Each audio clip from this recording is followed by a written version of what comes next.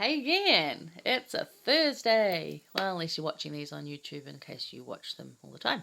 Anyway, so for looking at these, I do have them on Facebook. Somewhat successful. YouTube, yeah, but Instagram's the big hit, so yay Instagram. And thanks to those who follow and watch. Love you guys. Okay, so we're in section 25, and we've just covered, well, the last insight was verse 4. Now, in verse 5, talking about being a comfort to your husband. Now, that goes both ways. Husbands, comfort your wife. Goes both ways. It's a dual thing.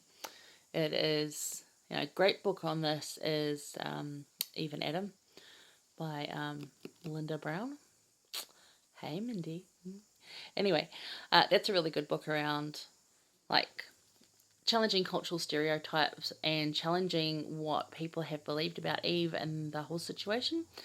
And I love the book. It's great, but it really does highlight many, many ways and many instances in fact and in history where it is a dual partnership. There is no no inequality. It's completely equal. So I love that. But, so that's there. So yes, console your husband, help him. But husbands, you got to do this for your wife too, And we had this discussion in Sunday school about a month ago now, and one of the husbands was saying, oh, blah, blah, blah. And I said, I just said, look, I don't think there's a husband in this ward that would be that way to his wife, because our ward is full of really strong women and awesome men. So I'm glad for that. I haven't seen it. It might exist, but it's not a common thing. But it has been in the past, and I have seen it in the past as a kid. I saw this where men try to assert their control over women, and no, not anymore. It doesn't work so good anymore. And that's good. It should be equal. And my wonderful husband would never do that. He's amazing. He really is. He's an excellent example of this. Not always the best communicator, but hey, I can live with that.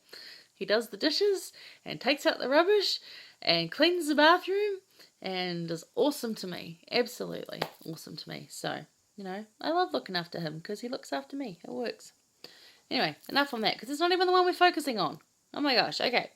So, it also says to go and be a scribe while Oliver's busy. So keep being a scribe. You've got the talent at writing, go do that. And I do that with Dave too. Dave has good ideas, doesn't have the talent for writing. I've got the natural talent for writing, so let's work together and make it awesome because it's going to help others. So we do that. And then in 7, this is the one we're focusing on, says, and thou shalt be ordained under his hand to expound scriptures and to exhort the church according as it shall be given thee by my Spirit. So what is expound? Expound is to teach, but it's kind of more than teaching, especially here when it says, according as it shall be given thee by my Spirit. So she's going to be inspired what to expound by the Spirit.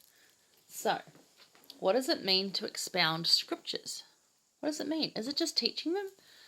It's to present and explain in detail, especially literature. That's what it actually means, the word expound. To present and explain in detail, especially literature. But it's not just repeating or reciting. Because some teachers just get there and they just like, oh yeah, so what do you think of it? That's not expounding scripture. Expounding scripture is those teachers that make it come alive for you. Now, I'm not even going to claim that I do this for you guys or anyone else. I don't know. I try. Some people like my teaching. Some people don't even bother watching. So, hey, each to their own. But I do endeavour to do this. So I really go over it. I think what's going to inspire you guys. What's going to be the best advice for you right now. So expound. I try to expound. Make it stick in your mind. Make it help you to feel it. Yeah, that's probably a good way to put it. So I've just put down, it's more than simply teaching. It's deep teaching. The type that changes people. Now, we've all had that one or two, maybe some of us, teachers through high school that just changed our lives. Maybe it was your seminary teacher. Maybe it was your Sunday school teacher. I don't know. But we've all had them in our life. Those teachers that literally just change our lives. So yeah, Be guided by the Spirit in exhorting Scripture.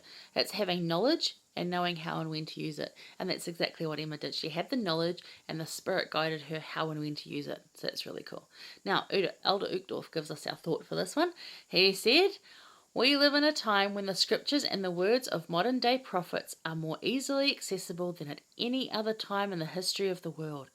Isn't that awesome? Because they are, aren't they? So easily accessible. However, it is our privilege and duty, and it is our responsibility to reach out and grasp their teachings.